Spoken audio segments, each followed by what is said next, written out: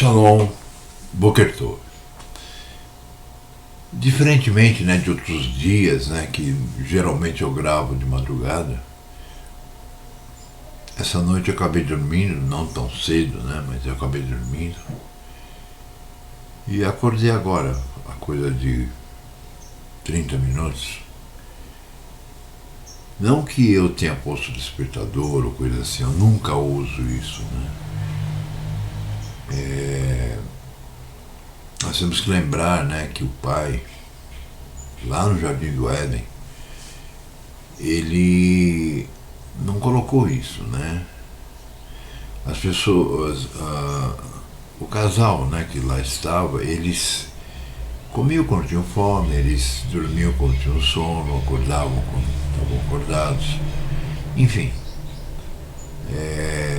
O homem não foi criado para ser escravo dos horários inventados pelo sistema, né? Vocês veem que é tão absurdo, né, esses horários criados pelo sistema, que nós temos um dia que começa à meia-noite. Então é muito, muito estranho, né? Mas isso é um outro caso. Eu estou aqui para falar sobre, principalmente com aqueles que já têm algum conhecimento de profecia, que já estudaram comigo, que conhecem, né, que sabem, né, identificar o que está ocorrendo desde outubro de 2019. Eu tenho observado que ocorreram, né, situações que fizeram com que o povo realmente não prestasse atenção, né, como Shaul falava, né, não prestava atenção no troféu, né, por exemplo, inicialmente aquela coisa, né, de política no mundo inteiro, as pessoas, cada uma de um lado, um querendo votar em não sei quem, outro não sei que lá, e vamos falar agora em Brasil, né, por enquanto. Então nós vimos aí a vitória de Bolsonaro, e aí então ferrou, né, porque aí eles colocaram ele como um mito e acabaram, né, por se distanciar, né, do pai.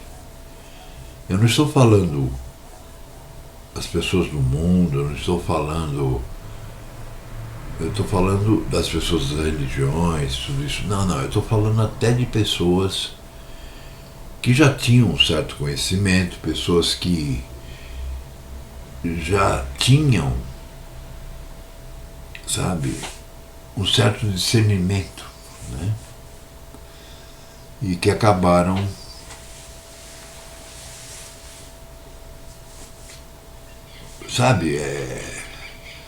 percorrendo outros caminhos e foram ludibriados pelo sistema. E quando foi em outubro de 2019, aquele laboratório, né, que lá na China, né, em Wuhan, criado por um americano, né, assim, bancado, né, e tudo mais, que está sendo provado agora, ele acabou explodindo, né, esse laboratório. Os primeiros a morrerem foram os próprios que estavam trabalhando lá dentro, né, contrariando toda a história que a mídia mentirosa vinha nos mostrando. E aí a coisa foi indo, né? E eu sei que depois da explosão, uns 3, 4 dias, Eu li a notícia, né? Eu vi um vídeo onde o rapaz estava muito bem informado e ele dizia que pelo menos 70% das nações já estavam usando máscaras e já estavam em lockdown.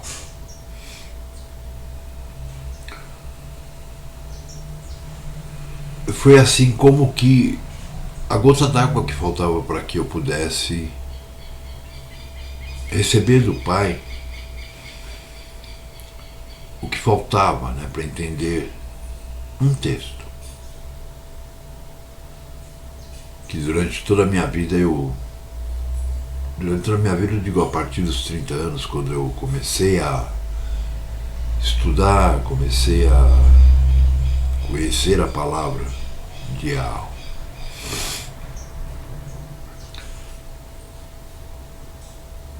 Que é o texto, né, que está contido em Matitiahu, capítulo 24, que diz, né?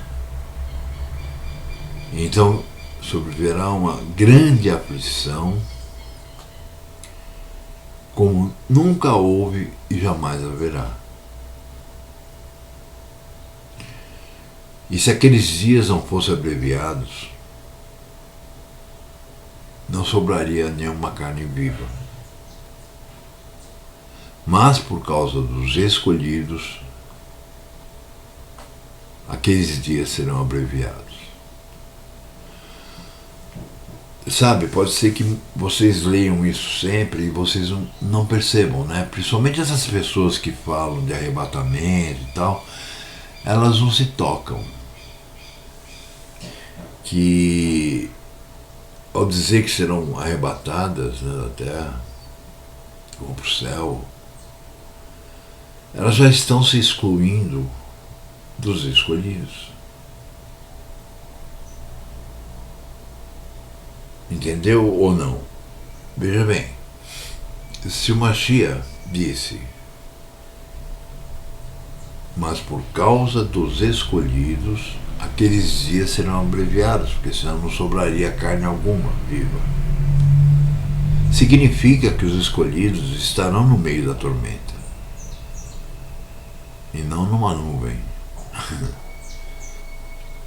Então, quando uma pessoa diz para mim que vai ser arrebatada, coisa que eu nunca acreditei,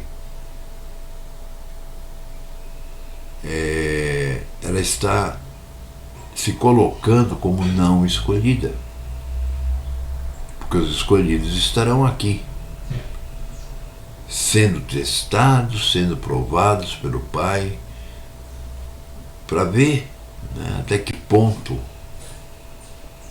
essas pessoas realmente são escolhidas. O Mashiach também disse, né, que muitos seriam chamados e poucos escolhidos. Observem, por que, né, muitos chamados e poucos escolhidos?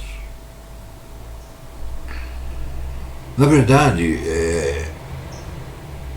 aqueles que forem escolhidos, né, eu não sei quem serão, nem eu posso afirmar isso, não posso nem dizer isso, né? Isso só o Pai sabe. Mas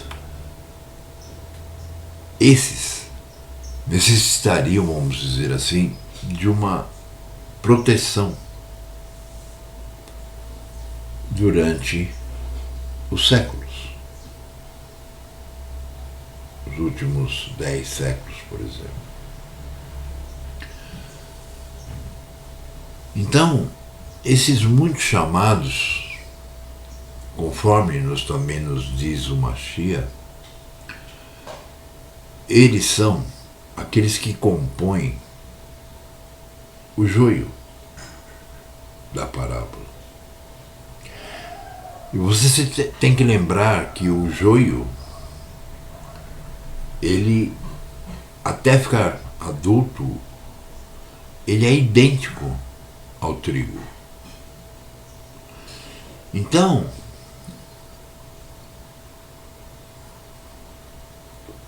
quando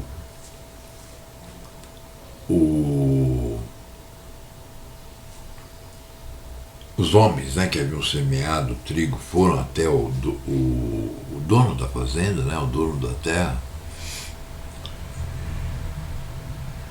e falaram: olha, nós passamos lá agora e vimos que tem o joio.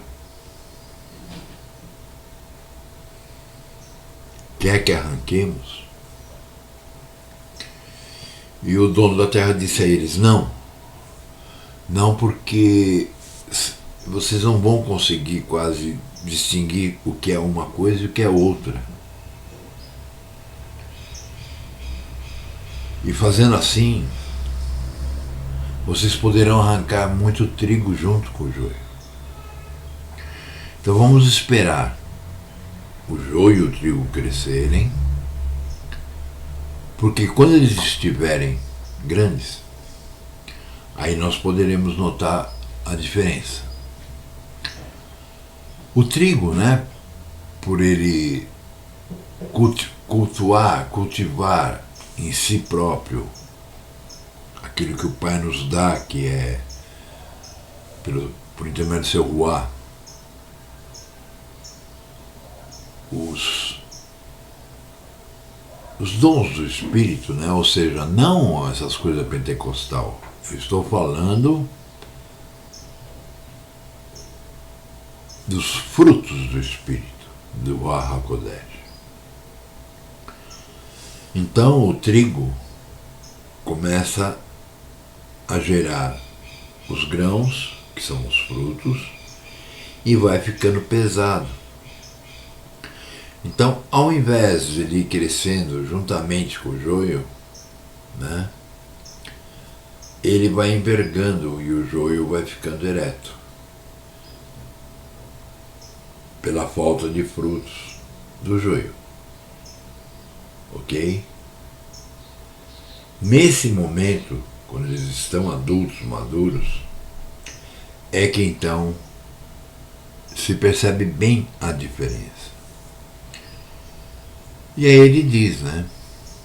Aí vocês arrancam o joio primeiro, queimam, e depois peguem o trigo e levem para o meu celeiro.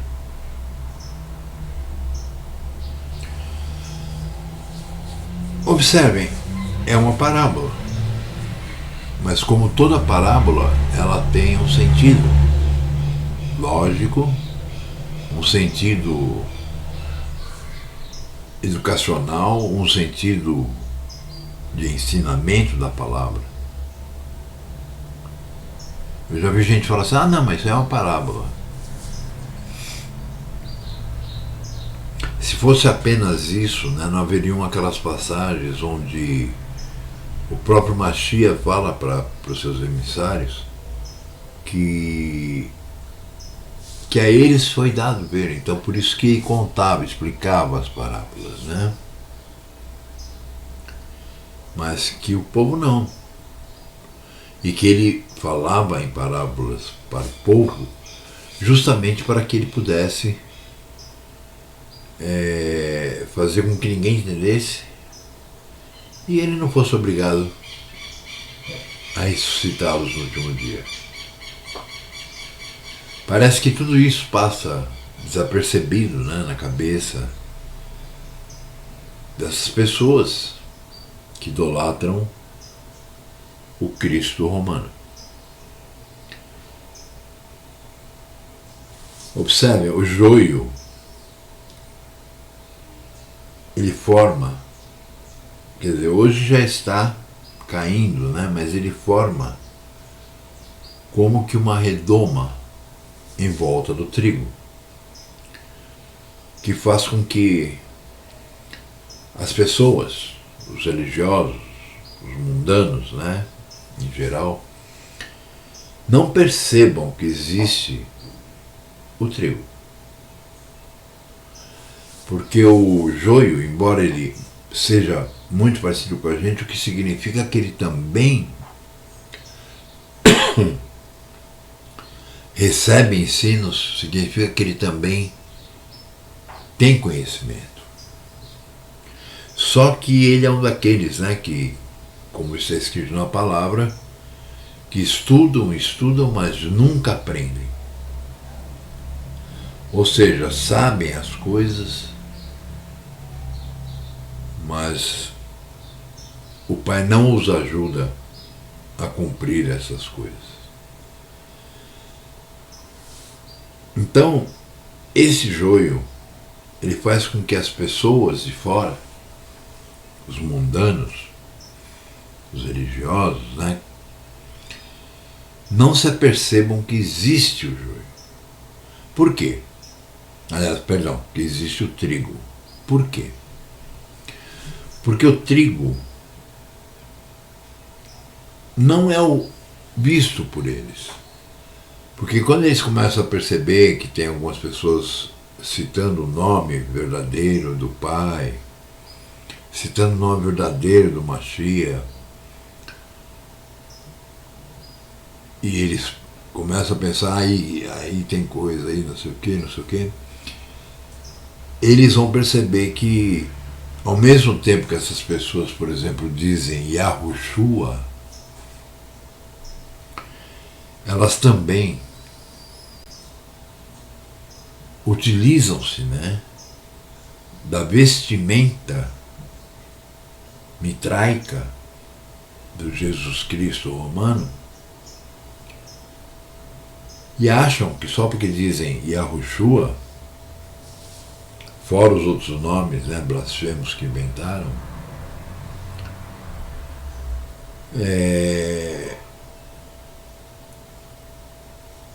tá tudo bem.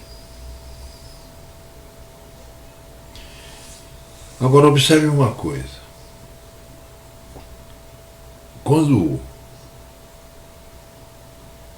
aqueles que semearam, né, no campo foram falar com o dono da terra e ele disse, não, deixe que ambos cresçam, né, e vocês vão saber bem que, né, à medida que eles foram vendo o que era o joio, eles foram arrancando e queimando. E uma outra passagem, o Mashiach diz, né, que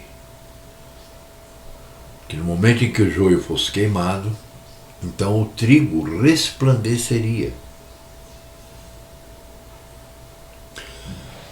E ele, continuando lá no capítulo 24 de Matitiarro, ele diz que então vos perseguirão, vos matarão, vos jogarão nas prisões. Não é isso? Ele ainda diz assim, se te perseguirem em uma cidade, fuja para outra.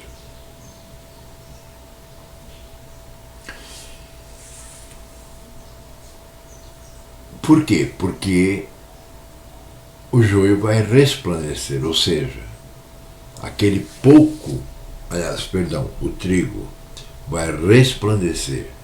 Porque aquele pouco de trigo que vai ter ali, que não é muito não, se nós formos ver o contexto de toda a palavra, nós vamos perceber que toda vez que o Pai interviu para tirar os ímpios, sobraram muito poucos.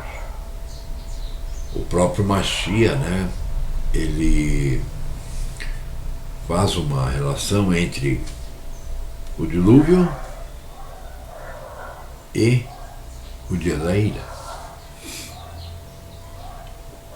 Nós sabemos que no dilúvio 8 pessoas apenas sobreviveram.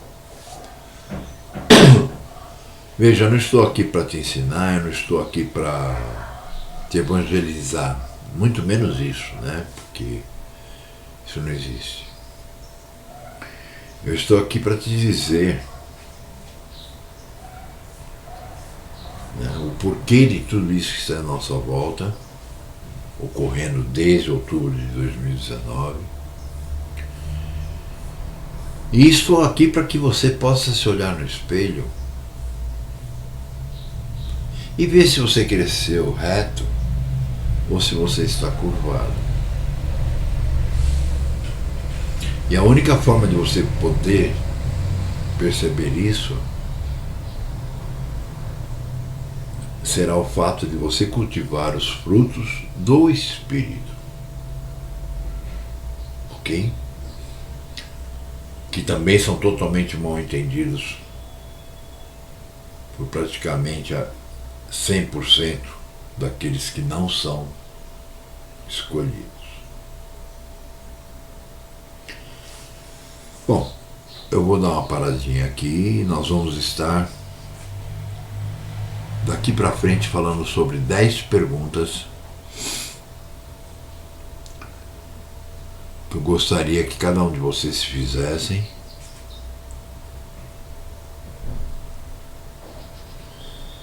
para que vocês possam ter uma ideia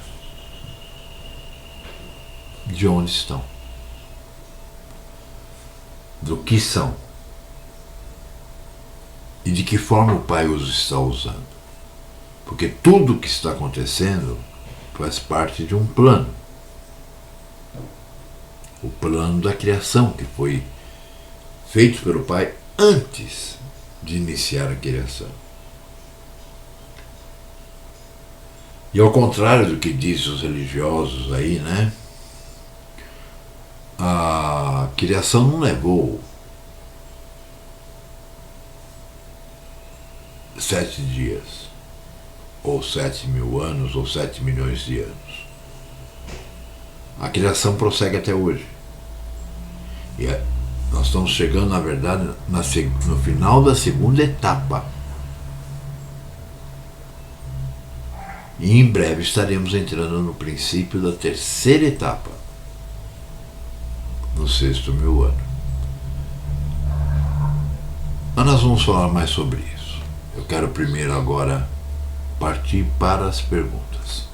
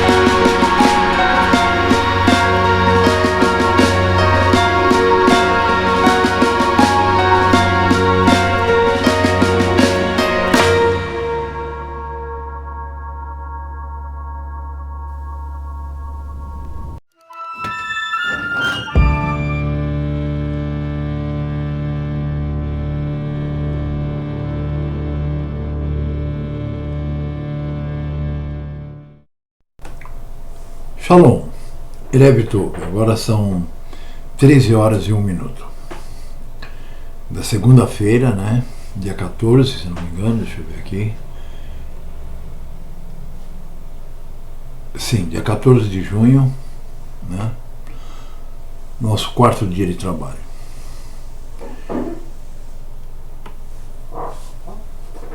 Eu espero que vocês estejam entendendo, né, onde eu quero chegar com tudo isso, mas ali, a primeira parte, foi o início, né, de uma balança para que você mesmo possa entender se você está dentro ou fora. Nesse momento agora eu vou falar a respeito, né, da segunda pergunta, que é a respeito do amor próprio. Vejam, muita gente confunde o amor próprio com o ego. O ego é algo inaceitável, né, para o nosso Pai. Já o amor próprio é uma coisa que, se você não tiver ele,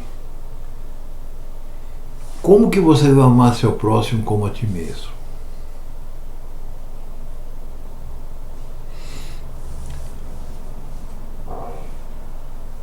Então o que acontece?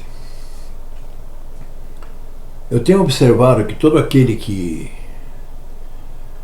escuta a palavra e caminha nela, e pelo menos, como a gente não consegue ver o coração das pessoas, pelo menos nós podemos dizer que ele pratica, que ele faz, que ele...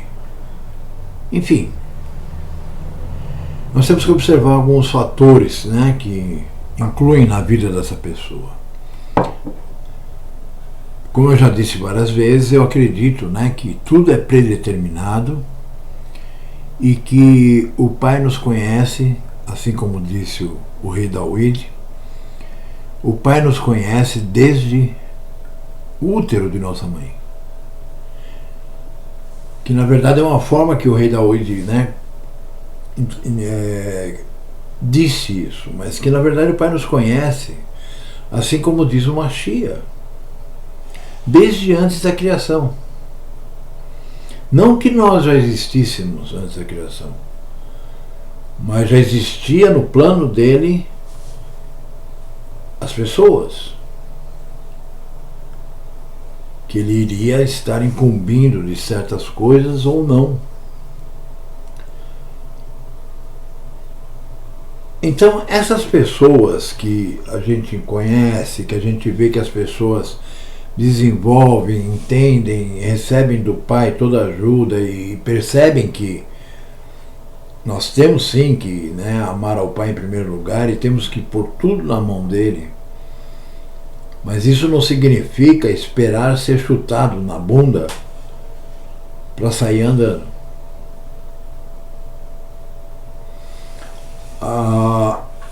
A minha maior luta ultimamente tem sido com pessoas que dizem: não, estou esperando no Pai. Sim, eu vivo assim há mais de 15 anos.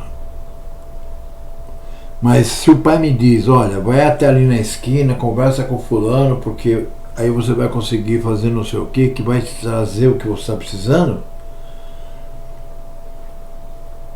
eu não vou ficar aqui parado aguardando o Pai trazer para mim. O Pai não é meu escravo, eu sou escravo dele.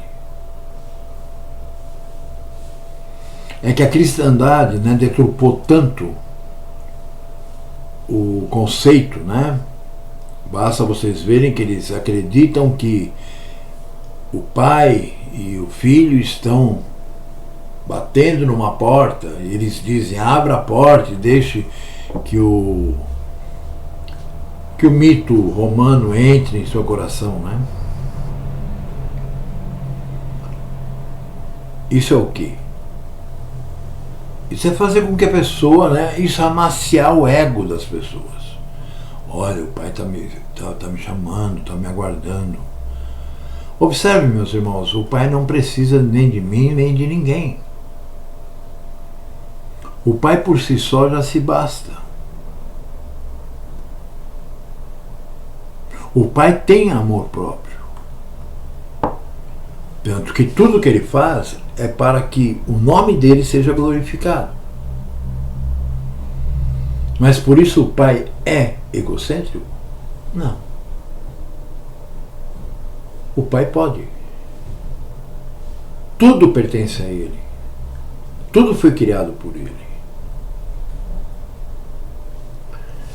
Agora, voltando, né?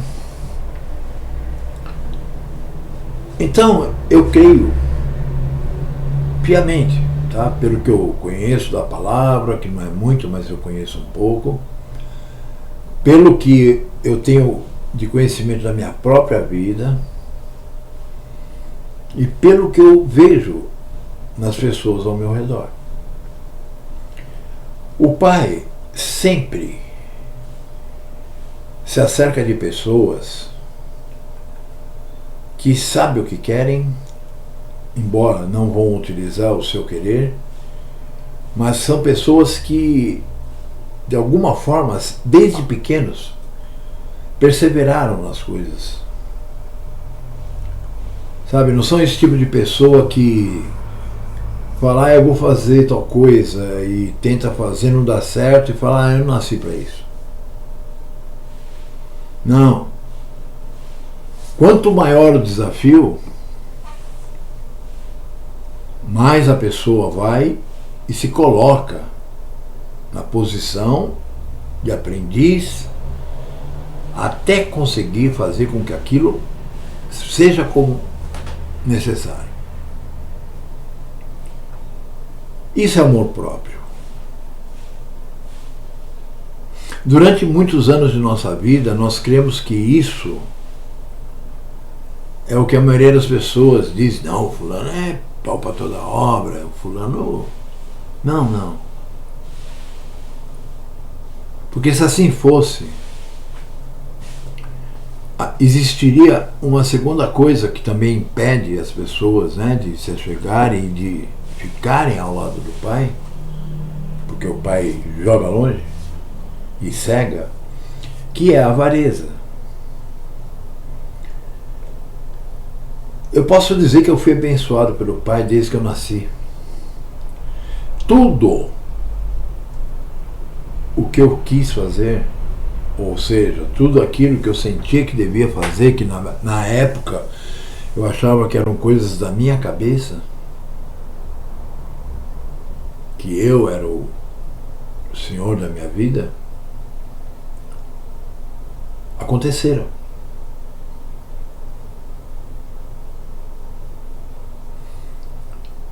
E aconteceram bem.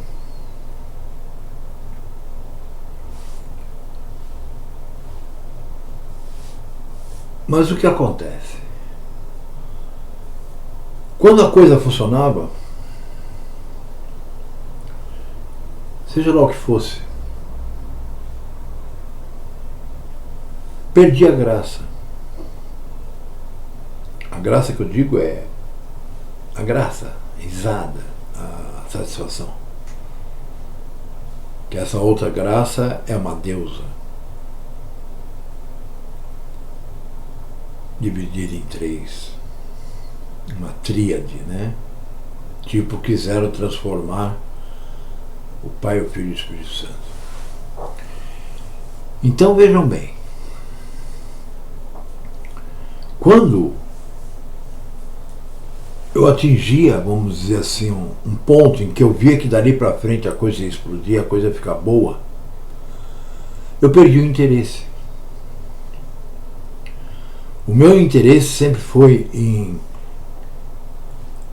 olhar para uma coisa. Hoje eu sei que o pai me mostrava as coisas corretas, eu sei que o pai me mostrava no que investir, no que fazer. Quando eu digo investir é meu tempo, porque eu nunca investi em nada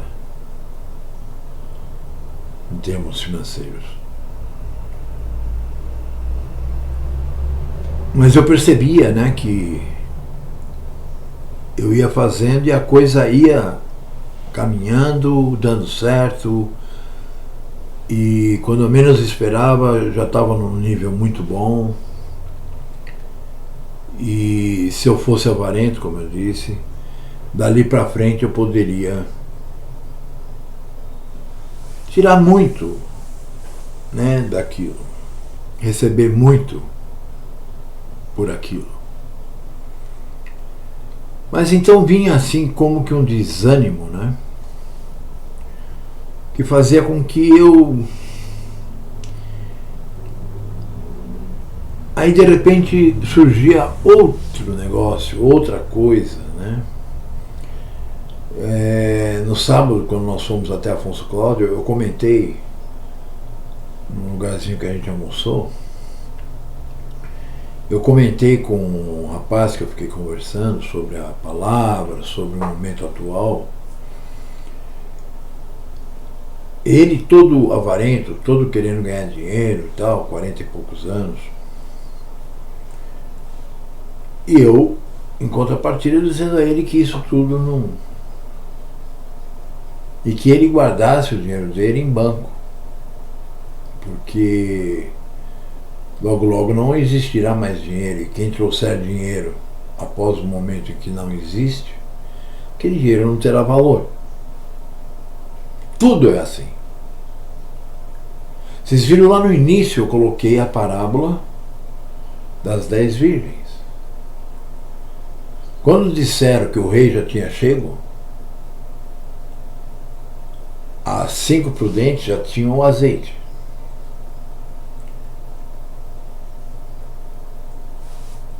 Elas foram e entraram. As outras 5 tiveram que ir comprar e chegaram atrasadas.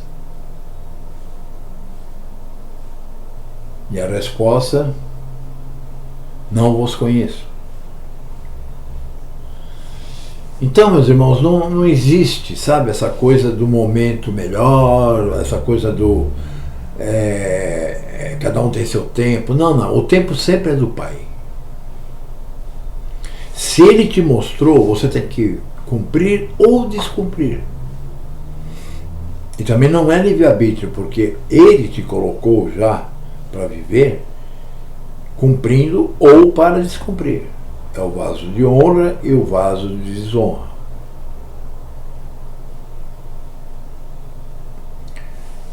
Então minha vida toda eu fui assim. Meu pai e minha mãe, por exemplo, eles são pessoas do mundo, são pessoas, né, que se dizem católicas, etc. Eles, quando viam, né, que eu começava a crescer naquilo que eu estava fazendo, eles imaginavam, agora vai, né? Agora ele vai ganhar dinheiro, porque meu pai para minha mãe só tem valor quem tem. Quem é, não significa nada.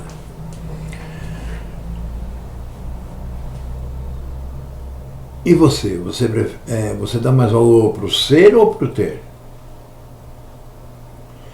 Então observem. Aí eu chegava e falava assim, não, eu passei para frente aquilo lá. E partia para uma coisa totalmente distinta daquela. E eu falava para esse rapaz, porque esse rapaz, o único papo que ele tinha para falar era sobre a questão de que ele se dava bem nos negócios e tal, quer dizer, é o super-homem, né? Ele ainda não parou para pensar que ele realmente não faria nada sozinho.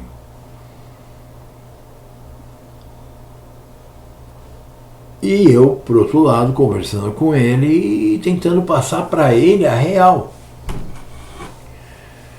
A real dos nossos dias, a real do motivo do que está acontecendo em todo o mundo. Mas ele sempre argumentando, não, porque porque não sei o que, né? E num dado momento eu disse a ele,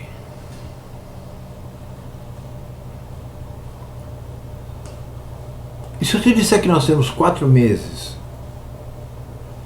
para tudo isso se desenrolar e você vai ver o que vai acontecer se você estiver vivo? Por 4 meses, eu falei,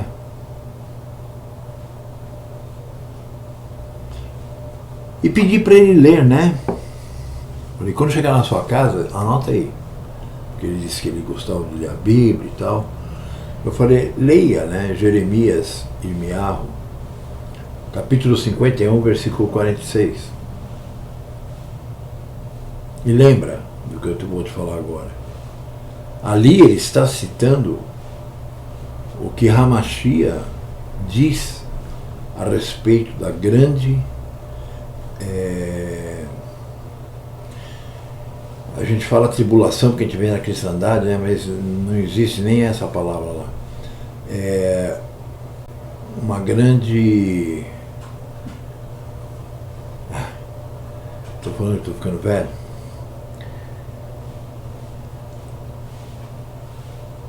Bom, vocês sabem do que eu estou falando. Isso que nós estamos passando já, desde 2011. Sendo que de 2011 a 2019 foram as primeiras dores. E de outubro de 2019 para cá, a grande aflição. Né?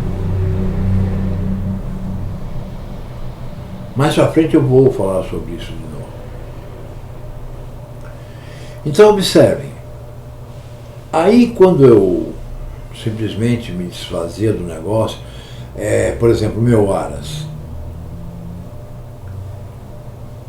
O Aras, a Eliane, que casou comigo em 2000, 2001, acho, ela foi comigo lá.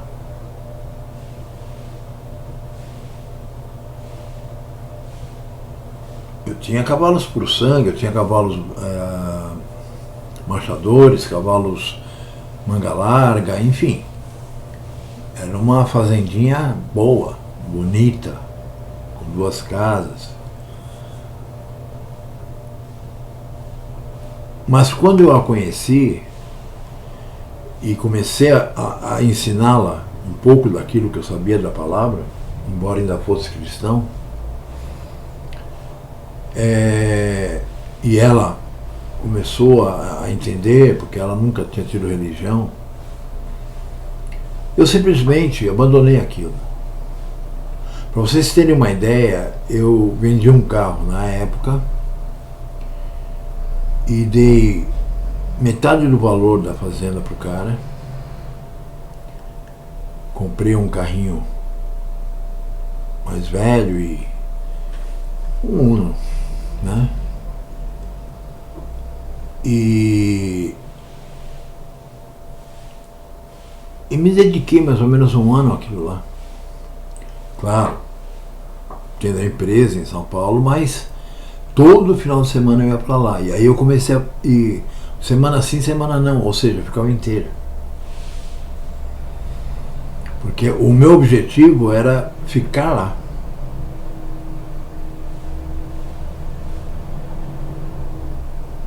Só que o pai não tinha esse plano para mim.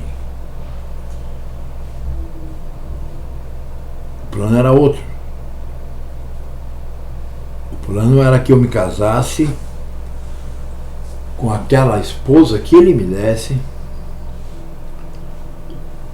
e que nós iniciássemos, né, uma caminhada de retrocesso às antigas veredas. Então veja, meus irmãos, alguém que me assistiu, né, na minha vida, alguém que viu meus pais, por exemplo, mas que não tenham a compreensão, que não tenham a visão, que sejam mundanos, vão dizer que eu sou aquele cara que não persevera, sou aquele cara que não... até vagabundo, né? Mas quem me conhece de perto sabe o quanto eu trabalho. Por quê? Porque se você tem amor por você, e principalmente se você ama acima de você o pai, você não vai querer fazer as coisas pela metade. Você vai querer fazer as coisas inteiras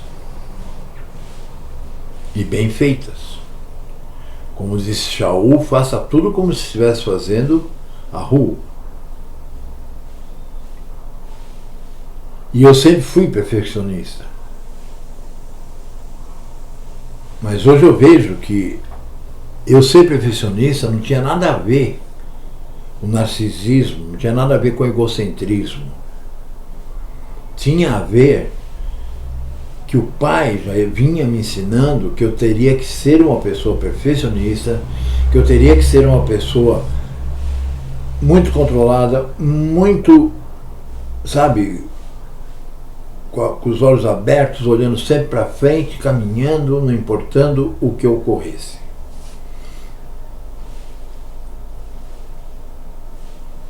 E aí eu passei um tempo sem ir lá, e aí meus animais todos comiam ração, e eu comecei a ficar devendo pro cara. E nessa mesma época eu acabei fechando a minha empresa. Não fechei na Receita Federal nem nada, mas fechei a empresa. Por quê? Porque quando eu estava em São Paulo, né, que eu ia todos os dias para a empresa, eu era o primeiro a chegar e o último a sair. Eu era o primeiro a chegar porque o horário era às 8. Mas às 8 horas para mim, as pessoas tinham que estar sentadas em suas mesas ou nas suas funções, já trabalhando, não marcando ponto. Então eu chegava às 7 horas. Eu observava cada um que ia chegando. Dava bom dia. E aquele que chegava às 8 horas já levava, né, uma bronca.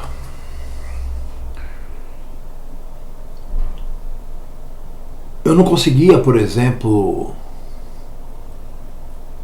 encontrar pessoas que pudessem fazer certos serviços. Por quê? Porque a minha exigência era tão grande naquilo que não existiam pessoas, né, que pudessem concorrer ao cargo.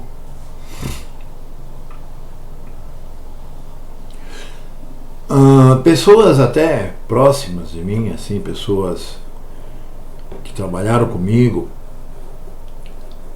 eu saquei que achavam que eu era um cara assim, não apenas determinado, mas sim um cara que queria ganhar muito dinheiro, um cara avarento, um cara que era pura matéria. Mas eu nunca fui isso.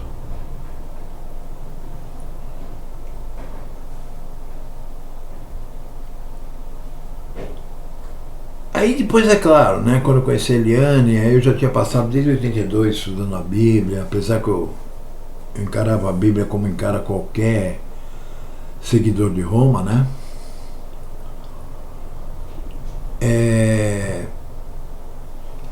Eu disse a ela, eu vou fechar a empresa. Porque se o pai quer que eu trabalhe na obra, eu não vou poder ter empresa. Porque essa empresa vai tomar todo o meu tempo. E aí, como eu coloquei aqui atrás, né, o verso, a gente não pode ter dois senhores. E quando a gente fala de dois senhores, nós não necessariamente é Mamon e Ru. É qualquer coisa que você coloque que faça com que te atrapalhe no seu relacionamento com o próprio Ru. Quanta gente você conhece que, por exemplo, diz assim, eu vou esperar mais uns meses e tal, porque vai surgir uma chance aí eu vou... Vocês já imaginaram, né, se quando o pai começou o dilúvio e disse a Noé que entrasse na arca com a família, ele dissesse, espera aí, eu estou almoçando.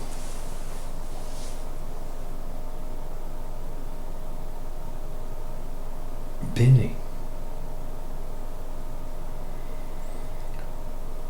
Como eu sempre digo, né, o Hamashia, né, quando ele veio e nasceu, nasceu, e aí foi indicado a ele pelo pai quem ele deveria procurar, porque essas pessoas já haviam sido chamadas pelo pai.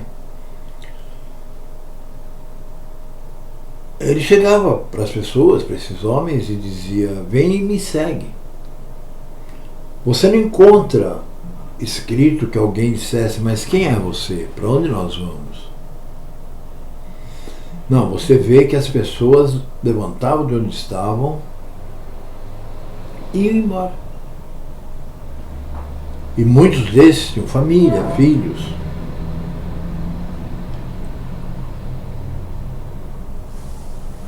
Observe, meus irmãos, qualquer coisa nessa vida, como dizia Salomão, é vaidade. Ele foi um cara que realmente ele podia dizer isso com todo o conhecimento, porque ele percebeu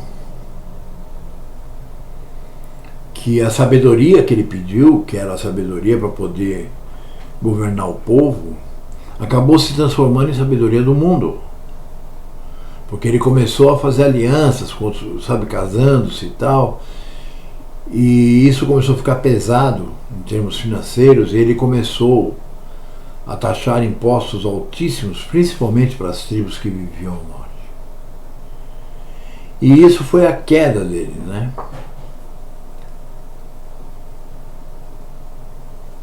E do filho dele, né?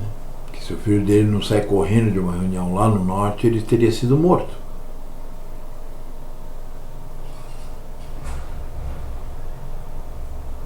Então, isso é uma lição muito grande, né? De que nós não devemos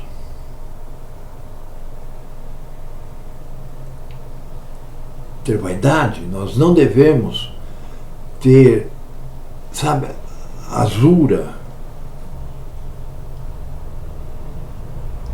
porque isso pode fazer com que você perca tudo que você tenha e ainda por cima a vida.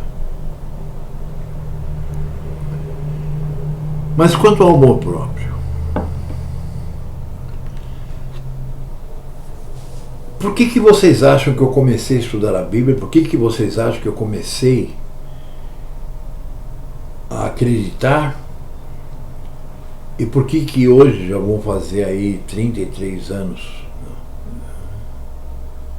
2002, 20, com 19, 39 anos, vai fazer 40 agora.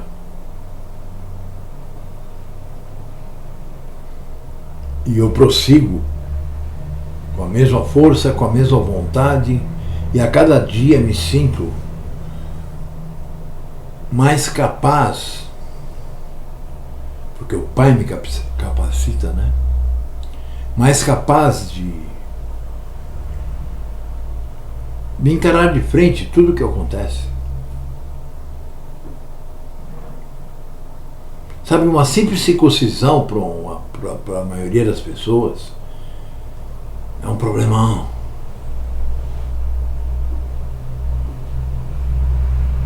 Tudo é um problema para as pessoas. Quando na verdade aquilo que ela está tentando fazer, se é o Pai que está ordenando, é a solução, não o problema. O problema é não fazer. Então, se você se ama um pouco, você vai se suicidar? Não, nunca. Então, por que você vai deixar de cumprir aquilo que a vontade do Pai por causa do teu ego ou por causa, né, da avareza? Então, meus irmãos, tira o cavalo da chuva. Se vocês acharem que a coisa é como explicam por aí no mundo, vocês vão ver. Tá? Eu não estou dizendo que eu estou salvo, não estou dizendo que eu vou ser um daqueles que serão escolhidos.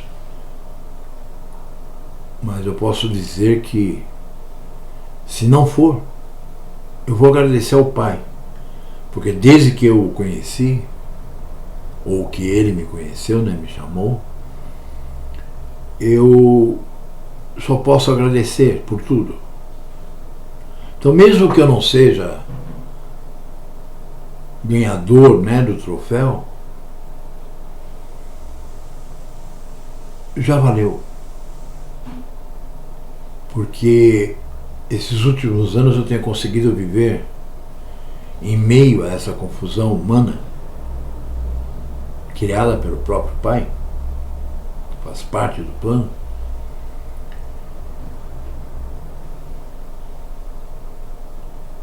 Sossegado, embora sempre com problemas financeiros, né?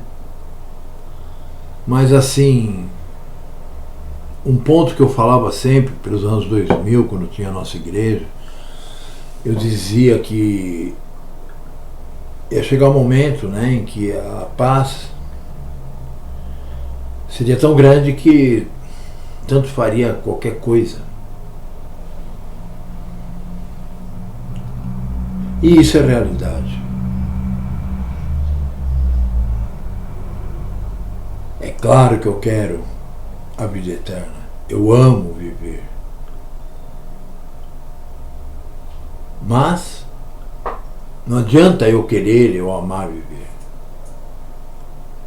Não adianta eu fazer as coisas pela minha vontade ou eu fazer as coisas com o meu esforço. Por isso a Machia disse que o fardo não era pesado. Não porque ele fosse um fardo sem lei. Isso não existe, meus irmãos. Tem que, sabe, realmente as pessoas que creem nisso, elas têm que estar cegas pelo Pai, entregues à operação do erro.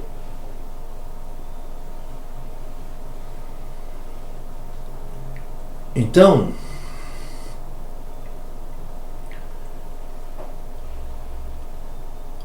quanto você se ama?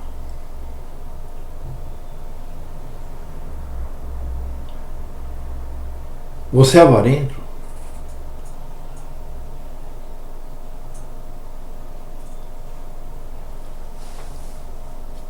Eu vou parar aqui, pedir a reflexão de vocês, colocar a segunda pergunta